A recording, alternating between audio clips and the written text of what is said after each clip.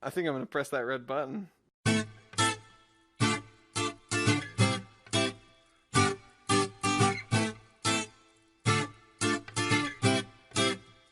Oh, excellent. It's good to be back. Good to be back recording this Dash W episode. Indeed, indeed. It has been far too long. Yes, yes. I have been thoroughly surprised. I've been thoroughly surprised by the bubble of married life that has surrounded me for the last several months, where my whole life becomes very small and my friends become very far and I become very boring. And so I'm glad I have you to keep me interesting and keep me excited. I don't think I've been doing a very good job if that's the goal, because I've been in the bubble of engaged life and finishing out a semester of school and all the fun things along with that. You got it doubly bad then. That's plenty. Because, of course, the semester I get engaged also happens to be the semester where I take the most credit hours and ITA for 20 hours a week. Oh my goodness. Oh my goodness. How do you even maintain a relationship in this state? I don't even know. Let's just say there were some very late nights.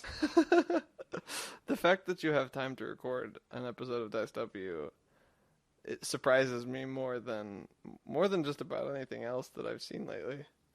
It's amazing. Well, the fact is, it's at the end of the semester, so I now have the time I did not have before. Right. I'm going to use that excuse for why we haven't done this, though it's probably not a very good one.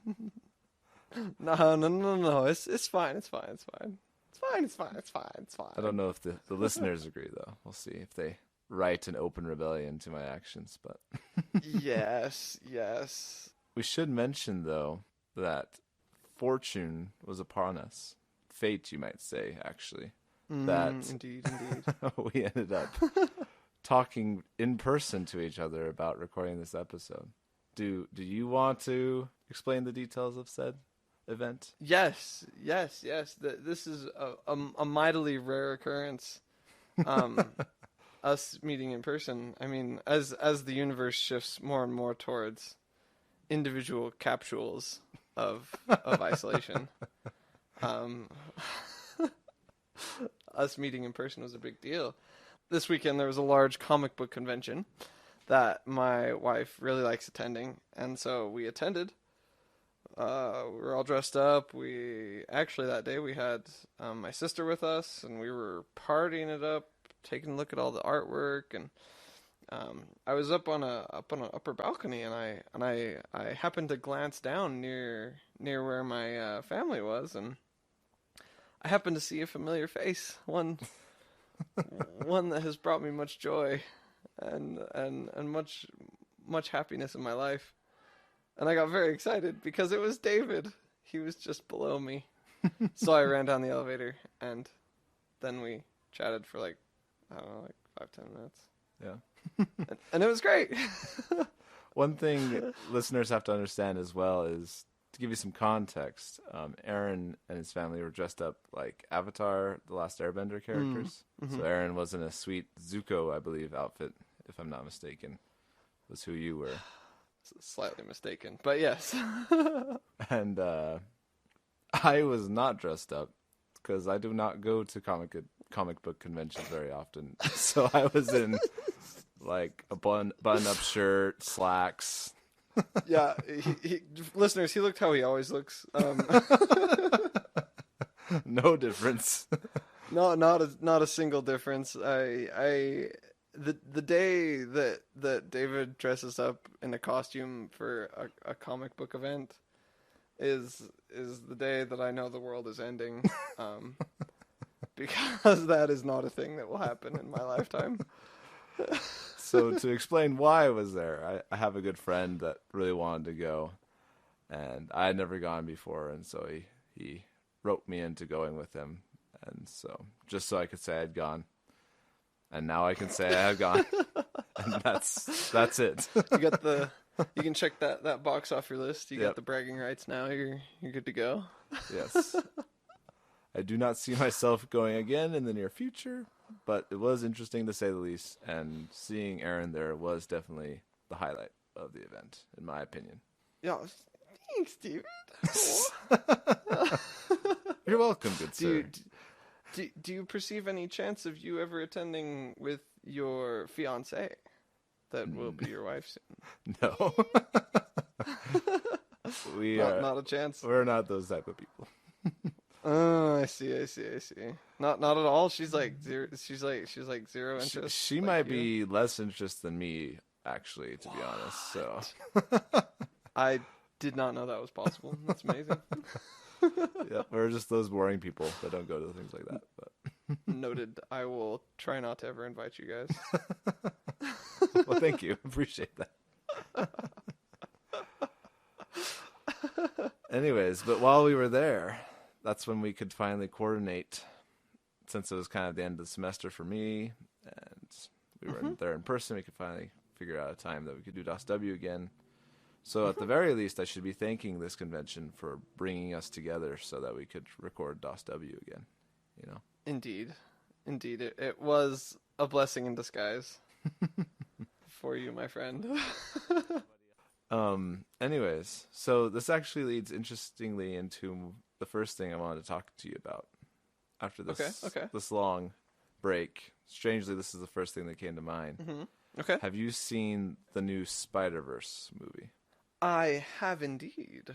This was good. This was I got to watch it with my wife's sister. They wanted to watch it, so we watched it a couple nights ago. So this is really good and timely. I appreciate this. So first question. Overall opinion. Did you like it? How do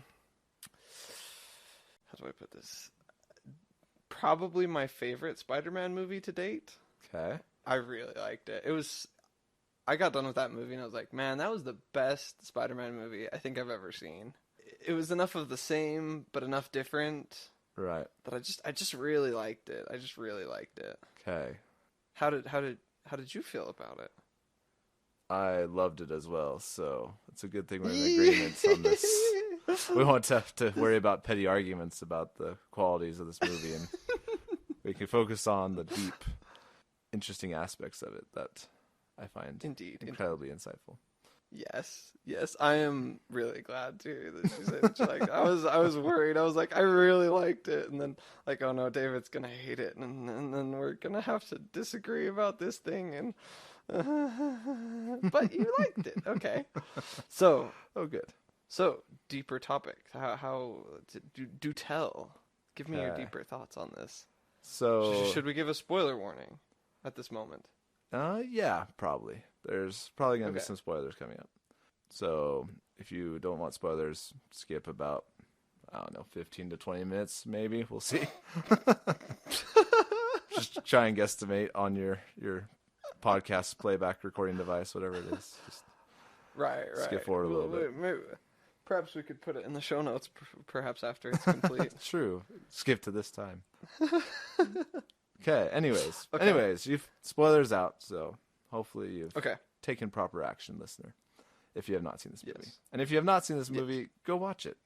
I don't know why you haven't watched it yet, because it's amazing, so just go do it. Seriously. We both liked it, and that means it's pretty much a guarantee that you'll probably like it. So, like, if you enjoy listening to us, then you probably will enjoy this movie. Direct correlation. That would be an interesting correlation to test. I would be very interested in this. If you're the kind of nerdy person that wants to listen to our podcast, then you probably will enjoy this nerdy comic book movie. Anyways. Yes. We should get some stats sometime. Anyways. Yes. Spoilers out. So now we can talk about the interesting things. Mm-hmm. So the first thing that really stuck out to me, and to anyone that hopefully sees this movie should be aware of, is the animation style. It's just incredible, right? Right. Yes. Yeah. And given my background in computer vision and 3D graphics, I actually looked into some of the effects they were using for making the 3D animation. Hopefully people understood that it's a 3D graphics engine, so everything's made in 3D, but it's rendered in a certain way that gives it the comic book feel. And there was this video that Wired put out. I'll put it in the show notes, where they interviewed some of the people that made the movie and some of the aspects that went into it. And there's some really cool things they did to make it have that comic book feel. The first thing was how they dealt with focus. Okay. If you go back and watch the movie, okay, in a traditional 3D movie or just any movie, right? When you have the camera, there's things that are in focus and out of focus, right? Which so they're blurry or not blurry, depending on where they're at in the scene. It's just regular focusing. You can only focus on one thing at a time. So like, right. And so actually in 3D graphics engines, they have to simulate that because the perfect camera in the computer, right, the simulated camera can see everything. It doesn't have a focus, non-focus. So they simulate that effect, right? Right. So what they did in this one is instead of doing focus, non-focus, they actually took color channels and they offset them the more out of focus they were. So it doesn't get blurry. It gets like color smeared. Has this really interesting effect. So if you just take like a still frame of some of the shots, things that are out of focus and aren't blurred, they're like smeared and offset in color. What? Really? And that's exactly what kind of happens in comic books. If like the page gets printed kind of offset, not quite lined up, you get kind of those color dots in certain areas. Yeah. And so it recreates the feel of a comic book.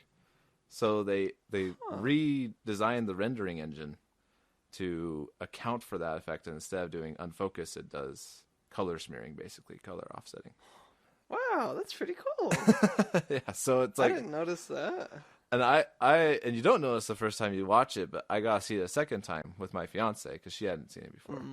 And it's really cool how they accounted for that when you go back and you look at all the scenes. Because it's true, none of the scenes are ever truly out of focus. You just have this effect that kind of gives that feel, but it still looks like a comic book. Right. That's so cool. Yeah. I have to agree. The animation style on that movie is very, I don't know, like very just engaging. Like it's very interesting to look at and to watch the movie because it's just like, I don't know, it's just not boring. It's not like every other movie. It's got a whole different feel to it. Although I think I did have the Did you watch it on one of the stupid enhanced TVs that we talked about last time? That was the next thing I was gonna bring it up. Because that's what I had to watch it on, and I wanted to know if the experience is better on a regular TV. Did you happen to watch it on a regular TV?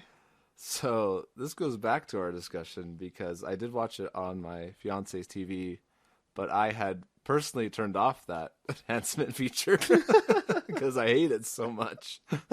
Right.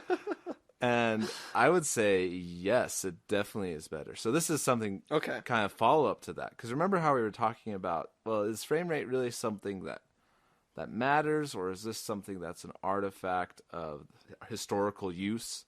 We're used to that frame rate because we always use that frame rate, etc. Yeah. But after watching Spider-Verse, I'm more convinced that it is an artistic tool. Because what they did, looking at that video again, one thing they did was they dealt with the frame rates in a really interesting way. So it's in the standard 24 frames per second or 30 frames per second. I'm not quite sure which one. But either way, it's not the enhanced 60 frames per second type stuff, right? Yeah, and the trash. Too much frame rate. Yes. Frame rate, yeah. Exactly. And so what they did is instead of animating Miles, right, the new Spider-Man kid, for those that haven't seen it, instead of animating him every frame, every one of the 30 frames, they actually drop his frame rate down to 15 frames per second. So they only animate him or change his pose every other frame. Okay. But they still move him every single frame. So he might be moving in a direction, but he's holding the same pose for 2 frames before he switches positions and then moves 2 frames and then switches position and move 2 frames. So they call it an on-to effect. And what that does is it gives the character the feeling of being more static, which makes sense if it's trying to simulate a comic book. It has a more static feeling. Even though he's consistently moving, because his pose doesn't change, he feels more frozen in time as he moves along. Interesting. The really cool thing is there's that scene where him and Peter B. Parker, the Spider-Man from the other universe, right? They're trying to escape from Dr. Ock from that laboratory, right? And they're holding that computer, right? And they're running through the snowfields for all the scientists. Anyways, what they did in that scene is they actually alternate frame rates. So they're both on 2s, but Peter's on 2 is different than Miles on 2. So Peter will change his pose, move 2. After Peter has moved 1, then Miles will change his pose and then move 2. So they're offset the entire time. So it makes them feel like they're moving faster because someone's always changing pose, even though they're only moving 1 frame relative to themselves. But relative to each other, they're moving every single frame. And so they use that as an artistic tool. And then by the end of that scene, when they're getting in sync and they've escaped and, right, he's teaching them how to actually swing and stuff, their frame rates actually match at that point, and their animations are then on the same frames. They're on 2s, are on the same frames. Interesting. And so that by itself convinces me more that there is more artistic styling to frame rates than just this historical aspect of it. Right. That you can actually use it as an artistic tool. Right. It's not so much like a... Yeah, okay, yeah, that makes sense. That's interesting. I wonder... Because with the enhanced TV, I felt like everything was really choppy and weird. And now I'm wondering if it would have felt the same way. Because that was my wife's biggest complaint about the show, was that, like, the animation style was weird. Like, it pulled her out of it. I accepted it after a little while. Like, it took me a few minutes to get into it. And I don't know how much of that was the enhanced TV and how much of that was just, like... How much of that was that styling that you're talking about. But my wife said it really pulled her out of the show and caused her problems. And so I wonder... I'd be curious. I almost kind of want to watch it with it because the way those enhancements work is usually they're predicting, right? They're kind of predicting where the objects are moving. Right. Where if you're only animating every other frame, you're trying to take something that's 15 frames per second to 60 frames per second, right? Because it's only on 2s for this character. Right. So maybe it's having really choppy movements because it doesn't know what's existing in those other frames. Okay. If that makes any sense. So it might be an artifact of the TV trying to overcompensate for it, but I don't know. Huh. I'd be curious to see if it's different. I think I need to watch it. I think I need to watch it again. As much of a labor as that would be. Have to watch another movie that I like. What a pain. What a burden. I mean, it is still, again, kind of that... Choppy is not the word I would use, right? More of that, like, static feel. Interesting. Okay. So it still might pull her out just because of the nature, but... Right. I would guess it's much better on a 30 frames per second TV than on a 60 frames per second enhancement. Right, just the standard instead of some silly TV. Yeah. Going back to our solution that they just shouldn't allow 60 frames per second. Yeah, that should just be automatically disabled on all TVs sold. Just automatically, like you have to enter a password. You can have artistic freedom as long as you're below 30 frames per second. That should be our new rule.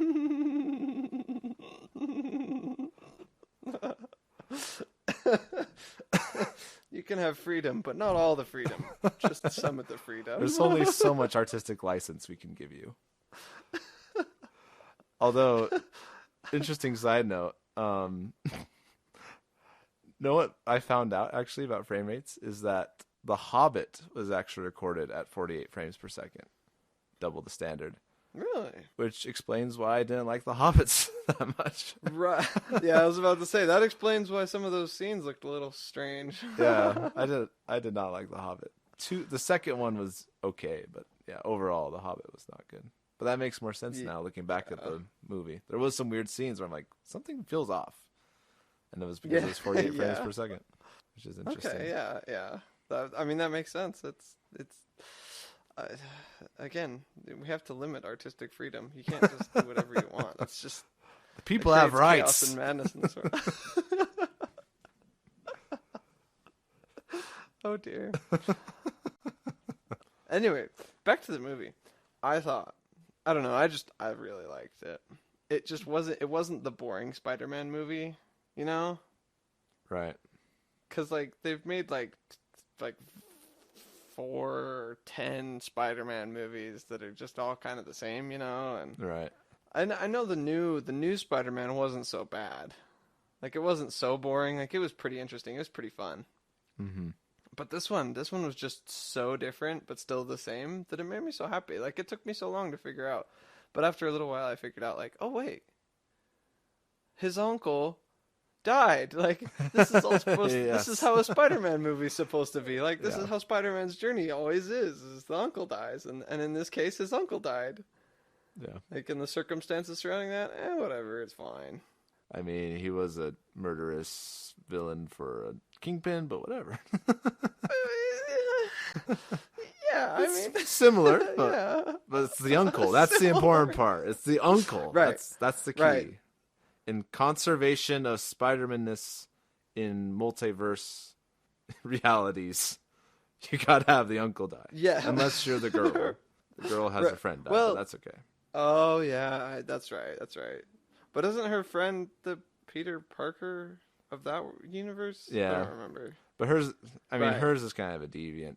Point is, going back to yours, it's a very good Spider-Man movie. It's a dang good Spider-Man movie. Yes, yes. And I loved. Okay. Another important thing is music in every movie that I ever watch. Hmm. Oh, have you seen Captain Marvel? Yes. Okay, good.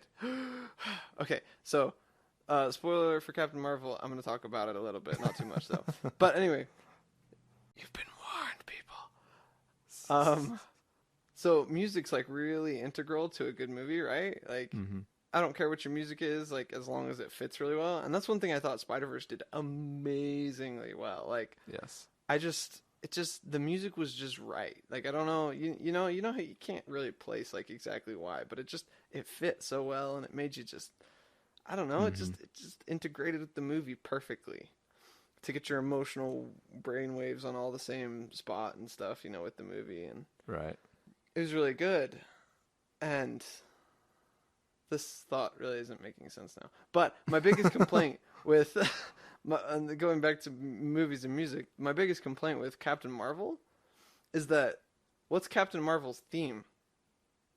She doesn't have a theme really. Like you get to the end of Captain Marvel and I was like, wait, what's her theme song? Like she doesn't really have a theme song, does she? And it's like not really. Like Captain America, very clear. Iron Man, very clear. Right. Avengers, very clear. And then like, what happened to Captain Marvel's theme? Like it wasn't different enough for it to stand out. Right. And it wasn't interesting enough to stand out. And I thought, well, that's so sad. And Spider-Verse did not have that problem. Like I don't know. It was so good. It was so good. Can I point out another beef about Captain Marvel really quick while we're on it? Yes, please. I love complaining about movies. It's like my favorite thing. I'm not sure how much I appreciate a movie like making fun of the 90s like it's this old historical time. Like I was born in the 90s. This is the first time I've ever felt like victimized by a movie. Like, oh, look at that retro 90s stuff where all these old people grew up in the 90s. I'm like, what the heck? I'm only like 25. Why is this so old?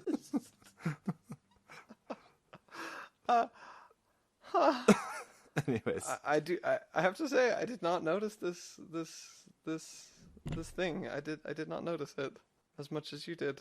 it just made me laugh because I'm sure that's going to happen more from now on, right? Like we're getting older, Yeah. so we're going to be a historical decade. I But guess so. It's just Is weird. Is this how all people feel? Like Is that how the regular old people, the actually old people feel? well, you look back at your childhood and it's like, man, everyone's making fun of it. Like that was the days. Those were the good days. And then like this is just part of the human experience. Yeah, maybe. I don't Everyone know. has to have their I don't know. decade mocked at some point, probably. Indeed. Anyways, going back to the Spider-Verse. This is Save the World, right? And as always, we gotta analyze the redeeming aspects of this towards the general population as a whole. First thing, saves the world because you just gotta see this movie. It will bring you joy. That's the first Yes. reason to watch this movie. Yes. And joy is integral to happiness and saving the world. Like, you gotta feel joy. I can't back this point strongly enough. Right. We're not gonna become the like giver, society where we save the world by bringing everyone into this dystopia where they don't know joy. Anyways, Right. that was a diversion. Going back to the Spider-Verse.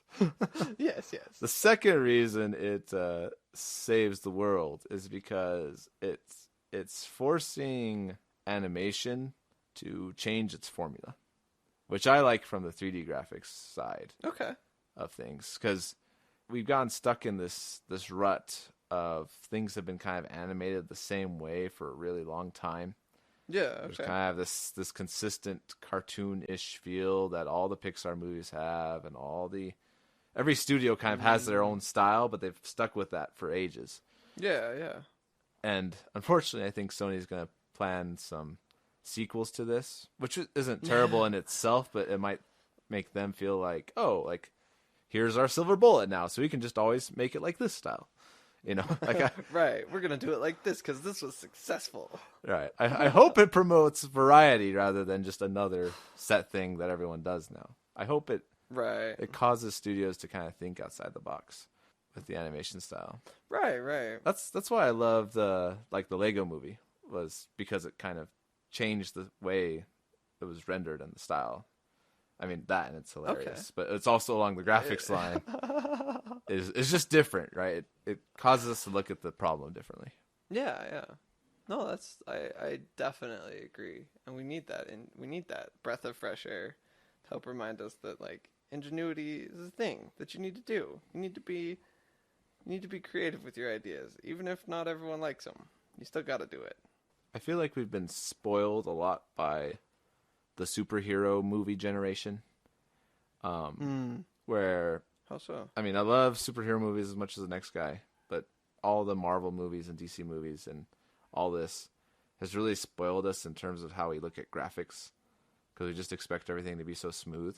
Yeah. And in live action, that makes a little bit more sense. But even there, I hope that soon people will be a little bit more out of the box in their graphics and their special effects.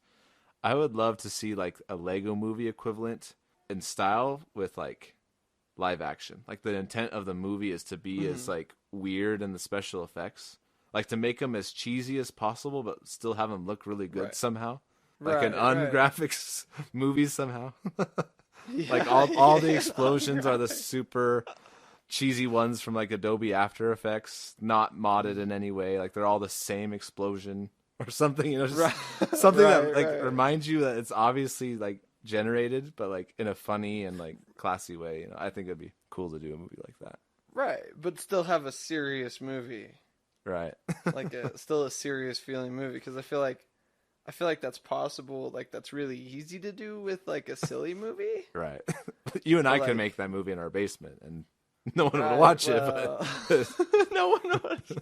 Right. What's the budget for this one? $50. Goes back to our conversation before. I'm sure there's plenty of movies like that we analyzed last time. Right. Exactly. But could you imagine like a studio like Disney or somebody making a movie where they like restrain themselves to only use like a certain set of special effects that are pretty easily seen, but like somehow do it in a way that's cool and can keep you in the story, even though it's got these really terrible graphics, or really set graphics. I don't know. Just a thought that came to mind that I thought would be interesting. That's an interesting thought. I don't know. I'd be interested. It'd have to be perfectly executed. Right. But I think it's possible. Like it sounds like it's doable.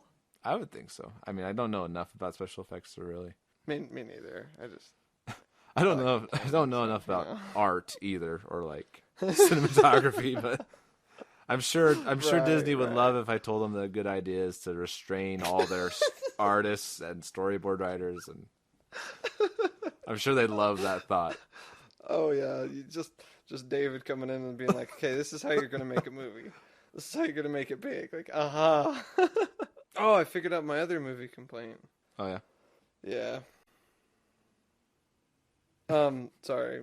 Do you want to say it?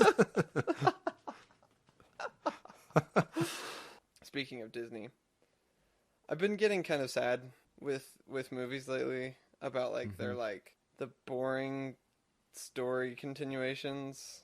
I don't know, like Marvel's doing pretty good, but like I'm kind of bored of the Marvel universe. It's like hasn't this been a thing for many years? Like isn't this a kind of an old thing? Right. Can't we move on to something different? And I feel the same way about Star Wars. I'm kind of Mm-hmm. like I'm bored of Star Wars. Let's do something different than Star Wars. Like I'm tired of the weird Star Wars world and universe. But this is totally a tangent, isn't it? It doesn't even relate to my point. My complaint. I found out the title for the ninth Star Wars movie, Mm-hmm. and it makes me really grumpy. I had a feeling this is where this was going. Really? Yeah. We are connected. I do have to say one thing though. Your opinion's probably not going to be well received right before the final Avengers movie and right before the final Star Wars movie. Oh, I know. Most people say you probably can't be done until after those ones are done. Right, Then you that's can have true. your grumble about this. But Yeah, it's fair. Yeah, it's fair. But I totally agree with you with what I presume your point is on the title of Star Wars Episode 9. So please continue. Okay. What you were gonna say. Okay. Wait, is this going to be the last Avengers movie? Well, the last of the Avengers, not the last Marvel movie. Right. But this is the last of the Avengers movies. Yes. Really? I did not know that. Yes. That's why they call it Endgame. Okay. Anyway, back to my complaint. Spoilers alert for anyone who doesn't is really stiff about spoilers. This is now for the Star Wars movie. So they released the title, right? And the title is called The Rise of Skywalker, right? Or something like that. Mm-hmm. And can I just tell you why this makes me so mad? Please do. Okay. So like for movies 7 and 8, like the 1 and 2 of the newest trilogy, 7 and 8, they've been bigging up the main girl's lineage. They've been like, Mm-hmm. Who is she? Who could she be? Who are her parents? They were nobody, they weren't anybody. Mm-hmm. And then I feel like they kind of spoiled it for themselves. Right. Like, I feel like they kind of spoiled the movie because they're like, Rise of Skywalker. I'm like, okay, well, spoiler alert for movies 7 and 8 also coming up. Well, Luke died. Like, he's now dead. Like, he disappeared the way Jedi do when they get old enough, I guess. Right. They just like Disperse disappear into the instead of- ether or something. But yeah. Right. To come back as ghosts to haunt all and be weird and talk too much and anyway. So he's gone. And like that was Luke Skywalker. So who could the new Skywalker be? Spoiler alert. I'm pretty sure Rey's parents were some sort of Skywalkers. And that's why she's all connected to the Force. And it makes me really mad because they like spoiled their own movie. Right. It's like, smooth, you guys. How could you do this? Like, smooth. And I'm going to be really let down if that's not the case. Because that's how I think it is, Right. So, we'll see. I will say I totally agree with you from like a movie standpoint. Like this is not what I wanted Star Wars Episode 9 to be. I wanted them to disconnect from the past world. Like, Yeah, it felt like yeah. they were doing a good job of that so far, and then they just brought it all Right. back with the Emperor and everything. It's like, okay, I thought the previous world was done, and now we're in a new Star Wars world. I heard about that. Is that a thing? I haven't watched that trailer yet. Oh, you haven't? You watched it? Yeah, Nah. you hear the Emperor's laugh at the end of the trailer. I have to watch that after. I'm pulling it up now so I can watch it later. So, really? Yeah. Are they really doing that? Right. Like so from my like heart and soul, I'm like, really? I thought we cut all those ties. I thought we were done, and now Episode 9 was going to be its own cool Star Wars thing independent of any previous Star Wars things. Right. It's like time to turn over a new leaf and kind of free Disney up to make whatever Star Wars movies they want to. Right. Can I say one thing though that I have to give them credit for? Yes. J.J. Abrams probably was the one I'd have to guess that was part of this trailer and the design and all that and the title. Yeah, okay. And as much as I don't like the idea of where this is going, he's a marketing genius in this case. Do tell. Because what happened in 8? All our hopes of Rey being someone special were destroyed. Mm-hmm. All our hopes of connections to the past were destroyed, which I liked. Some people didn't. Right. And what did he do? He brings it all back right in the trailer. Brings back the hype of who is Rey again, right? Right. And so he turned everything that people didn't like about 8 back around so that now people are excited about the same questions they were asking before, you know? Right. And he's able to do that with a single trailer. So in that case, it's marketing genius. But it makes me sad in the heart because I'm hoping it's not what I hope it's going to do or what I think it's going to do. Yeah. It's intellectually, you're like, I can see the genius of it. But then deep inside, I'm like, well, that's a bummer. Yeah, exactly. I was hoping for a good thing, but, whatever. We don't have to have a good thing. We can just have more of the same. That's fine. Right. I don't like that they changed the color of the Star Wars logo either. They changed it to blue at the very end. Really? I didn't notice that. Yeah, it makes me kind of sad. Interesting. Okay. I'm not that observant. It's okay. The whole podcast is us talking about things we don't know about, so whatever. Things we're not qualified to talk about. Most certainly. I'm tired of the Star Wars universe. Right. And I'm tired of it all being like interconnected. If they can't get off the old rock that was the first 3 movies and get into some more interesting stuff, like I'm not really interested in Star Wars anymore. Right. Like I don't know. We'll have to see. I do like J.J. Abrams as a director, so maybe he will surprise us, and maybe Disney will finally get fully disconnected and start making some interesting movies with it. But I hope so. You know what makes me really grumpy about the Star Wars movies is that they switch directors halfway through. Yeah. And they switch back. I was like, what in the world are you guys doing? Like, yeah. Like, are you guys crazy? I think we should go watch it together, you and I.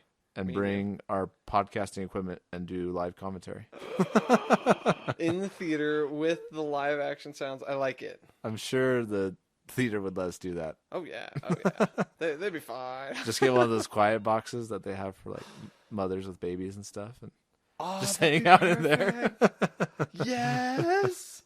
We just gotta find a cry room, and then we can just do our stuff in the cry room. The problem with that is, though, that, like, since it is a designated cry room, we may have to deal with a small child at some point or another. We apologize that for a majority of the podcast, there'll be a crying baby in the background. There's a crying baby and a shushing mother. Like, oh, no. Oh, that'd be awesome. So anyway, I think we should go see it. I was thinking about that earlier today. We'll do it. Just because it's a thing. We can do a double date We could. as married men that we both will be. Yes.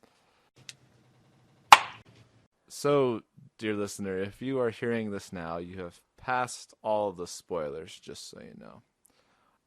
This is true, yes. And in case you didn't hear the last section, it was like spoilers within spoilers within spoilers. There's about, 4 or 5 spoiler warnings we gave as we referenced other movies.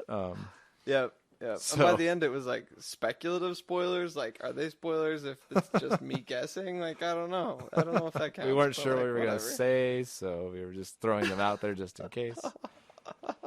So, if you haven't seen every movie in the past 10 years, you might not be safe listening to the past section. But Indeed. Anywho, but you've gone past it now, dear listeners, so you can listen with safe ears, knowing that you will be spoiler free, as far as we know. Yes, unless of course you haven't been keeping up on the news and didn't see the biggest astronomy news of the century. Whoa, that's a big claim. It is a big claim. I mean, that's certainly how big the claim was when I found out about the black hole picture that we got.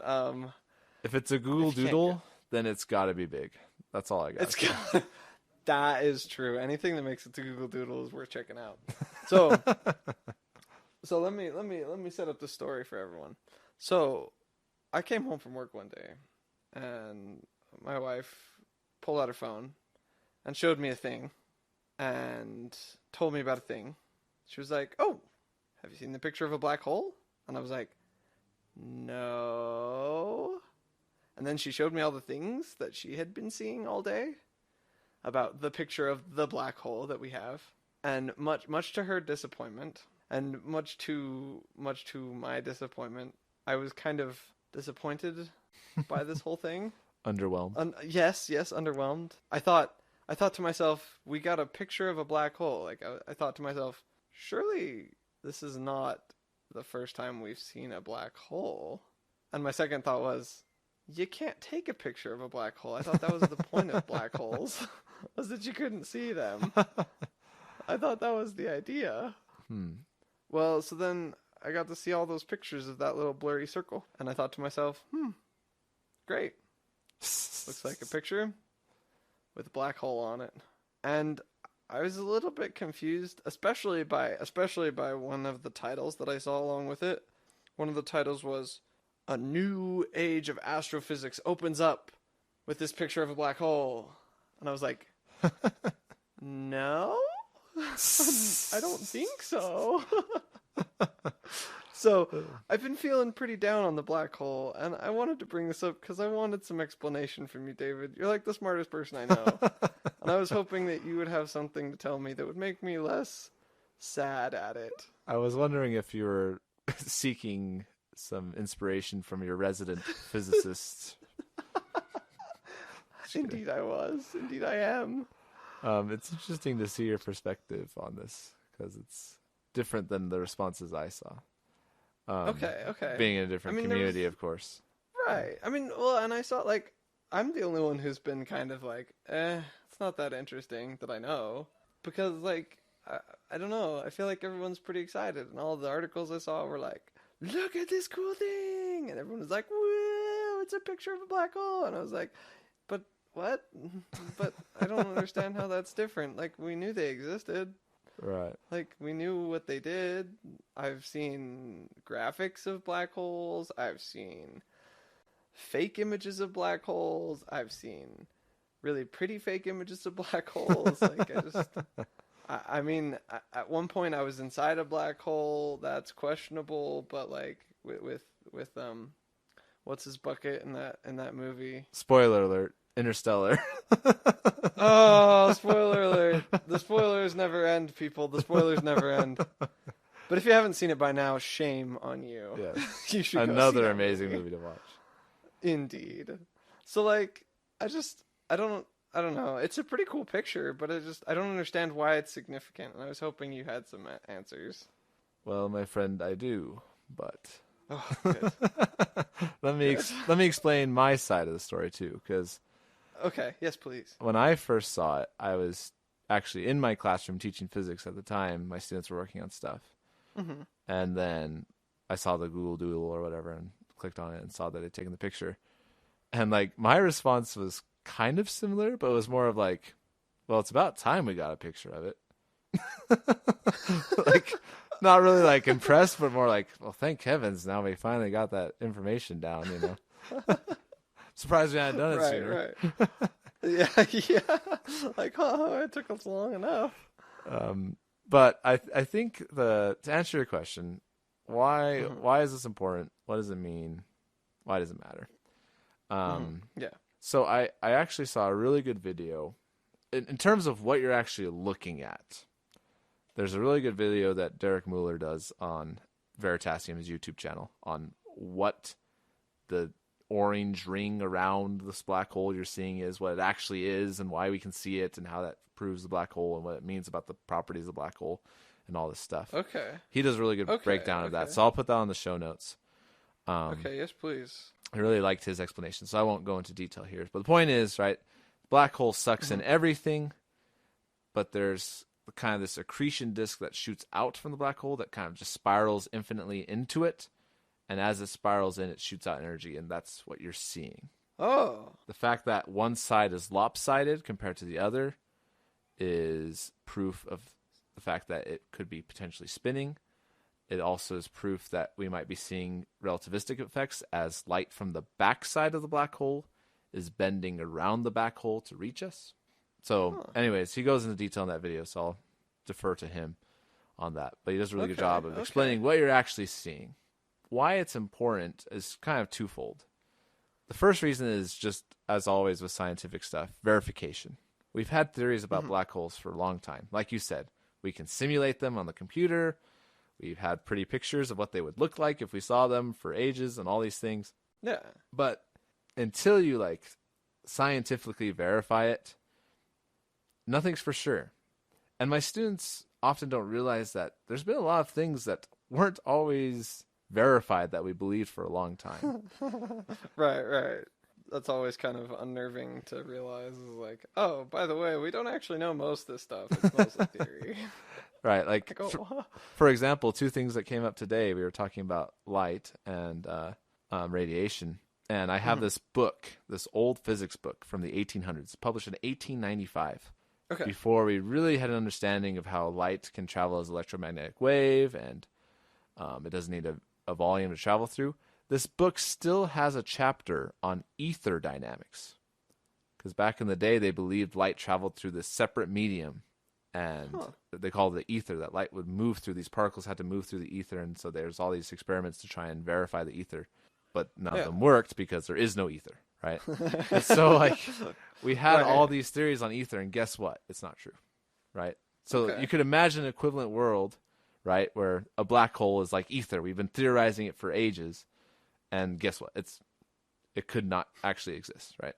So this is this is verification of the idea. That we've held to for a long time, then mathematically is sound, but we didn't for sure know until we got some photographic evidence, if that makes sense. So that's the first reason. The second reason is the way they took the picture is potentially useful for future astronomy. And this is what I think that article is alluding to. Of course, articles and journalists like to grab onto buzzwords and use these big power statements. But the fact that the image was taken by coordinating statistically with multiple telescopes and cameras basically across the world in different parts of the Earth's orbit is pretty astounding. So it's this huge computational model that's taking into fact where the Earth is, where the current telescope is on the Earth. And so we're able to take a much larger picture or much further distant picture than we normally would, because we're using basically the whole Earth as the telescope, the width of the Earth, taking over some statistical measurements over different time periods and all this type of stuff, and building this huge computational model that gives us the statistical equivalent to having the whole Earth as a telescope, basically. Really? Yeah. Does Dirk of Verstappen talk about that in his video that you mentioned? I can't remember for sure. I think he mostly just talks about the black hole. The black hole, what it means. I think he mentions it a little bit. Okay, because that's really interesting to me. That's like, whoa, that's cool. You know. Actually, no, I think he does. If he doesn't, there's some other quick links to things like it. You can find that information pretty quickly. Okay. But that's the second important thing, is this idea that instead of being limited to the telescope of the largest thing we can build, we can gather multiple telescopes and computationally model their relation to each other, and then I get an equivalent telescope that is much, much larger than what we could actually build, limited to the size of the Earth, basically. So that would allow us, if we can kind of refine the system even more, we can take equivalent distant measurements of other things we can see at that far field range. Okay. That's really interesting. That's really cool, and I really want to understand that one more, because that's like, I feel like I'm lacking in like, what can we do now? Is it really cool? Earth-sized telescope? That sounds neat. Right.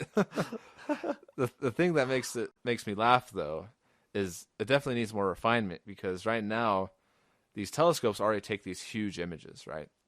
Each one individually. Right. And so that's not the type of level of data that you can just like send over an internet connection, right?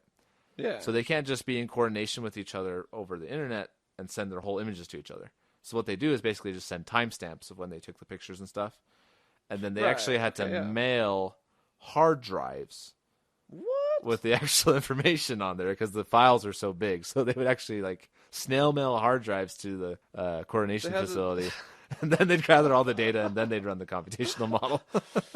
I mean, that's crazy, but I think there's a better explanation for what happened. I think they just had problems because the Earth's shields were up, so like they couldn't beam it through, so they had to like manually send it. I was gonna say hard drive with the Death Star plans on it. You know, that makes sense. Yeah. I was gonna say they just couldn't connect to the Wi-Fi in the building. They didn't have the guest password. They didn't want to be on public, network infrastructure. So. Right. NASA people are like, what? Wi-Fi's down. Dang. Here, we'll just mail it. Do you trust this domain? Well, we're using the McDonald's Wi-Fi across the street. That may not be the best. So that's why they had to mail it, because, you can't do everything at McDonald's. It's just nonsense. Oh, man. Adding to that, part of the problem, too, is some of these telescopes are in very remote locations. I see. And so they didn't have like a, fiber optic cable that was connecting to some huge network. They just were using satellite or whatever it is. Right. That makes sense. Point is, if this system can be refined a little bit more, then the level of images we can take far exceeds what we currently can do. The distance we can get a high enough resolution at. I do think it's funny, though, too, going back to the hard drive thing. They're sending these huge amounts of data with these hard drives, and the end result of this, thousands and thousands of gigabytes and terabytes of information is like a 512 by 512 JPEG. It's like it fits on your phone just fine. Like you can use it as your background. This huge amount of information to get this little tiny image, just makes me laugh. Right. Man, yeah, I don't know. For some reason, I thought there wasn't really a problem with telescopes, but this has opened up a new door in my mind where it's like, oh, maybe there actually is a problem with telescopes. Maybe they're not actually good enough. Maybe we do need to make them better. And if this is a way to make it better, oh, yes, I am all on board for this. This also explains something my sister told me when I was telling my sister about it. I was like, sister, I don't get it. Why is everyone so hyped up? And she was like, I don't know. And I was like, But she told me that she saw a thing where this lady wrote all this code to make she saw like an image or whatever of all the code that this lady had to write to make all the satellites behave or whatever. And she said it was an impressive thing. And now I'm also impressed. It sounds like much more of a project than I initially gave it credit for. Initially, I thought, oh yeah, just open the telescope, look at the thing, and then ta-da! Right. You had to use a whole lot of math to get one picture, but I see now. Right. Well, my friend, you've cured me of my sadness towards black holes. Your cynicism. Picture of a black hole. Yeah. And now I have to apologize to my wife for not being more excited when she showed me the thing, because it is very exciting. You definitely have to dig deep into it to understand why. And I had to look into it a little bit more to go, really, like, what does this really mean? That's kind of the conclusion I came up with. Right. So. I just couldn't get over that news article title. I was just like, why are you doing this to me, news? a new dawn, a new age of astrophysics. I was like, yeah, it's just a picture. If there's anything Aaron doesn't like, it's clickbait for things he already doesn't understand.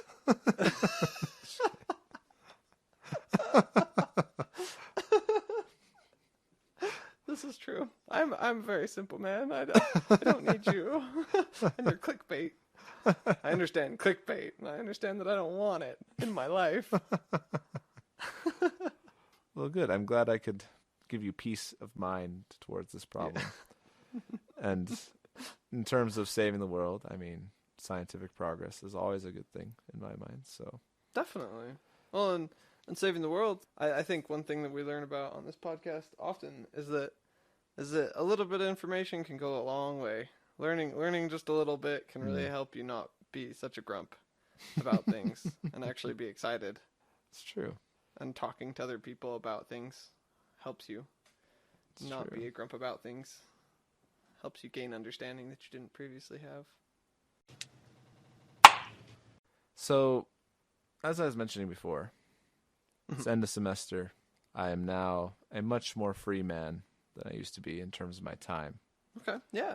But bring it back 2 months, middle of semester, newly engaged, and there's just all sorts of things that need to be dealt with on a daily basis, right? And you can't ignore any of them. You can't fail school. You can't quit your job. And you can't tell your fiance that you don't have enough time to do stuff, right? So there's all these things you need to satisfy, right? Listening to you say all those words, it makes me so sad for your schedule and so sad for your time.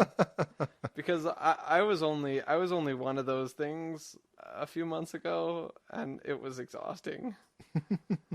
Now, don't get me wrong. Like, as you know, like, I love busy schedules. Like, I like to be busy. Yeah. But it really had me started thinking about a topic I've thought about before, where people say this idea of balanced work life, or whatever you want to call it, right? It's all about staying balanced, right, in your schedule and your time. Yeah. I think the idea of it's all about balance is a really bad piece of advice. I think it's one of those phrases that just kind of carries over because it's easy for people to say, but when you really think about it, it's really not a good way to live life. So let me explain. How do you mean? Yeah, do tell. I don't totally understand. I think I understand what you're getting at, but do tell. Okay, so let me give you kind of an analogy, right? So let's talk about diets, for example, right? Okay. A lot of people will go on certain types of diets. Well, they'll have like no carbs or no fat or whatever it may be, right? Mm-hmm. And then after the diet, the idea is that, once you are done with the diet, you can go back to some balanced or regular diet, right? Yeah. And you should be good, right? But usually what happens is people still put on some weight, hopefully not all of it back on, right? Right. But that's a common piece of advice you'll get, like, just have a balanced diet. But I was talking to my uncle, and he's kind of a health nut, and he owns a gym and does consultations and stuff with people, and he specializes in like pre-diabetics. Okay. And he's like, well, when you're talking to a diabetic, it's not all about balance, right? Or a pre-diabetic, like they really need to cut down on carbs, and even after they've gone through some diet, like they have to have less carbs and less sugar than regular people do. If they just have that tendency, they have to live a different lifestyle if they want to be healthy. Right. So you wouldn't tell them, it's just all about a balanced diet and you'll be fine. It's like, no, because their body has different tendencies that they have to work with. Mm-hmm. And so going to like thinking about in terms of schedule and how you use your time and just anything where people say it's all about balance, I think it's a kind of a lazy approximation for the actual answer to your problems. if that makes sense. No, do tell. So if someone told me, for example, these past 2 months where my schedule's been crazy busy, if they just said, it's all about balance, I'd have to disagree, right? My first priority is to my family and my fiance, right? Mm-hmm. Making sure that all of her needs are taken care of and my family's needs are taken care of. Right. My second priority is to my work, right? Because that is my income. Like, I can't survive without, I can't just not go to work, right? Like, right. And then to my schooling, right? Because good grades are needed for future. And then, right? Like, So there's all these tiers. And so it's not simply the case of, oh, if I just try and keep them all on equal footing and give as much time and attention to all of them, they'll be good. Because that's not true. I physically can't do that. So when you can't physically do that, you have to prioritize. Yeah.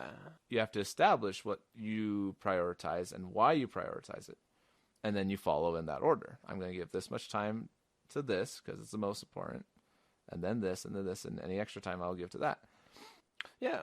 Okay. So when someone says it's all about balance, I always want to say, well, what's the truth? Like, what do you really ground it in, right? Like, because there's lots of things you want to do, but what do you prioritize? You know, what's the key here? You know, that's a nice lie you tell yourself. Now tell me what you really do. Right. Going back to the pre-diabetic case, right? You don't say it's all about balance. The truth is they need to stay off as much carbs and sugar as possible, but they also want to enjoy life, so they're gonna eat sweets now and then, right? So, but your priority is to stay healthy. So it's not all about balance. It's that you try and stay healthy, and then you enjoy things here and there when opportunity comes up. But that's not an all about balance answer, you know? Like, so it's just I think a pet peeve of mine that I have developed recently because I think it's a lazy phrase we use that is kind of an approximation to how you should live life, but it by itself is not the truth, right? You have to prioritize. And often there's situations where there is a more underlying principle that you're ignoring if you just say it's all about balance. Interesting. I agree. I hadn't really thought about it. It hasn't really bothered me as much as it sounds like it has bothered you. But I agree. This idea of there's like the simple version of balanced, which is like everything gets the same amount of attention. Like nothing gets more attention than anything else. And I think that's the simplified version of balance that we like to think about. It's like you're not leaning more one way or another. Right.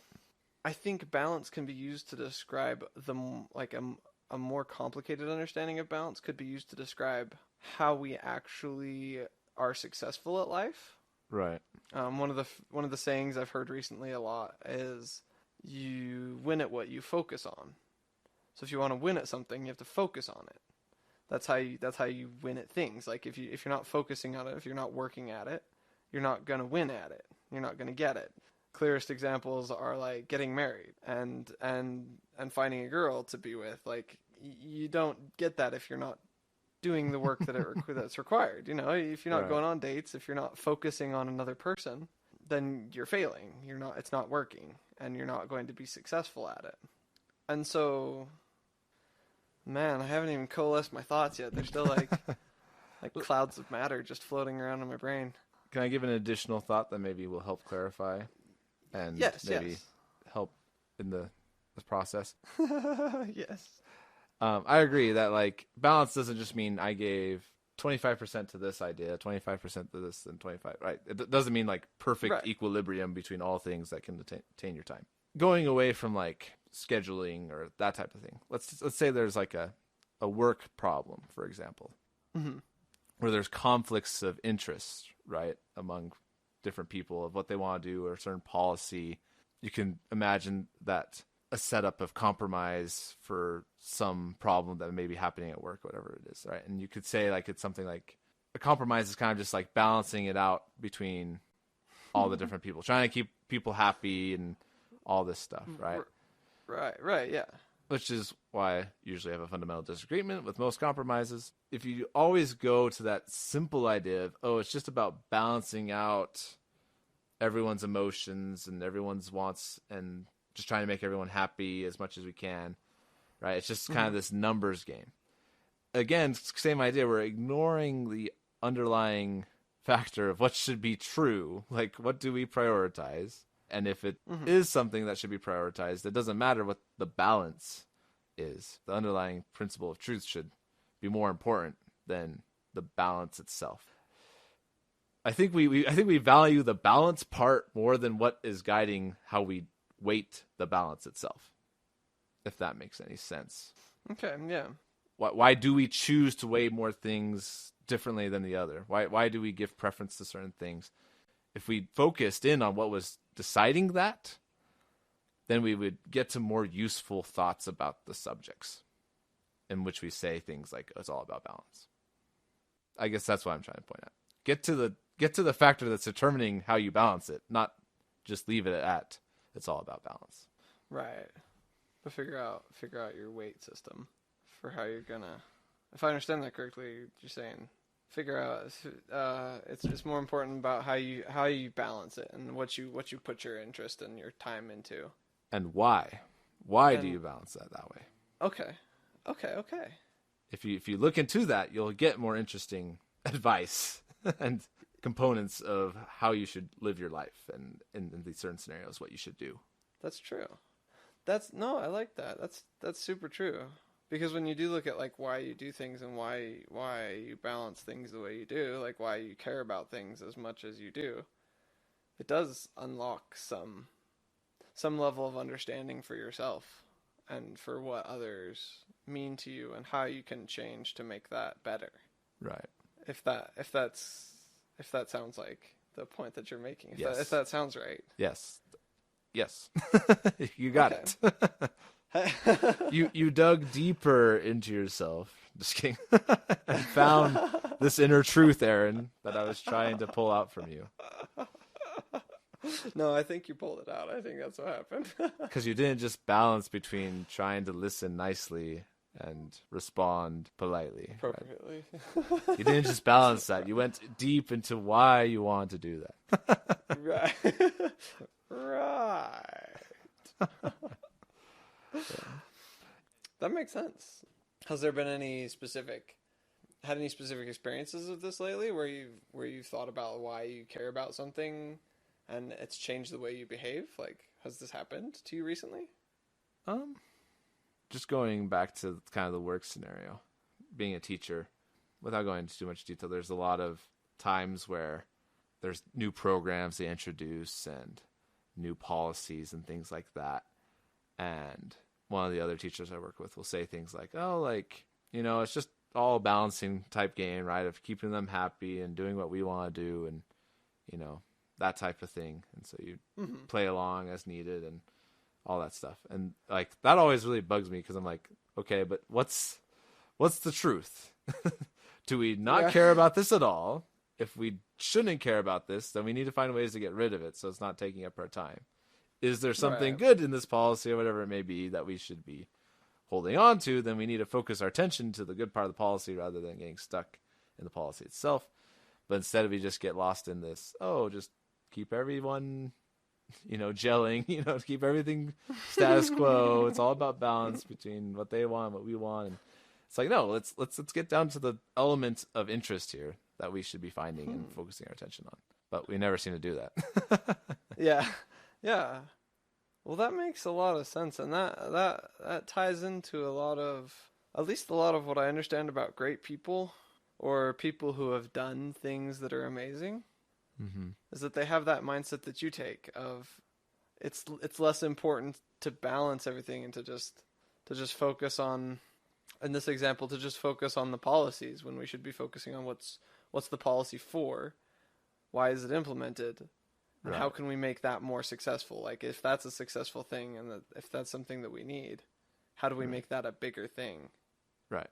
And I think that's an aspect of great people, like amazing people who've done amazing things, is that they can pick something, they can see the good in something, or see the importance of something, and they run with it, and they try and make that important, and try to, I don't know, spread the word, try to make a change in that area, right?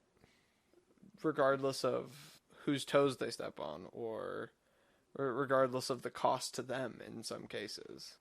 They find where the merit lies, and they pull as much as they can out of that point, rather than worrying about balancing a system, whatever that system may be.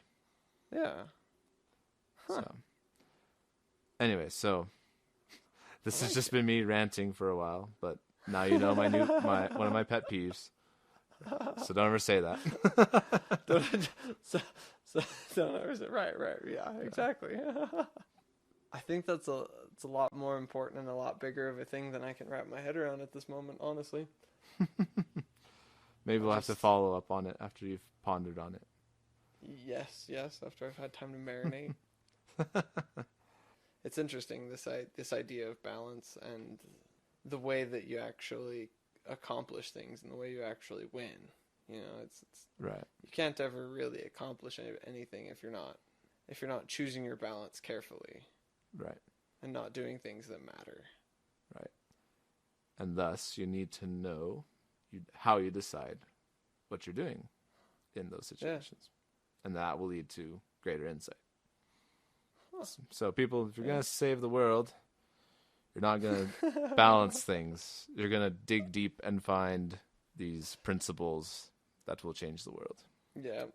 Nope, I like it. I like it. Just went deep there for you. I hope that's okay. I think it's okay.